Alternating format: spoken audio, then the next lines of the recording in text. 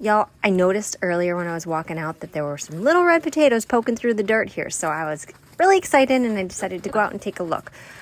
Some of the stems were turning brown and the leaves were getting droopy, so I thought it might be time.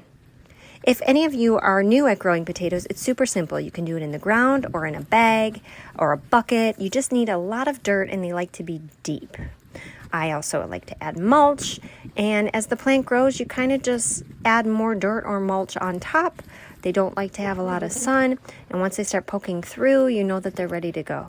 These red potatoes here are perfect. They're a little bit larger than a golf ball, and the skin is super tender, so just be careful when you're pulling back the dirt and you're removing them. Some of my plants still looked pretty healthy, so I left them in there and added some more dirt from the first grow bag that I pulled from.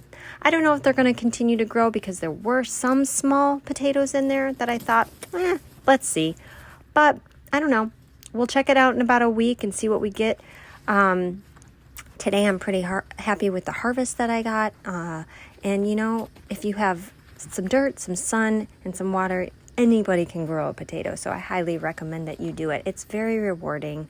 Yeah, there's a small one. So we're going to let those go and see what happens. But grow your potatoes, guys. Look at what I got here. I'm pretty impressed. And so, yeah, I just pulled over the extra bag, topped off the dirt, and we'll see what happens soon. All right, enjoy.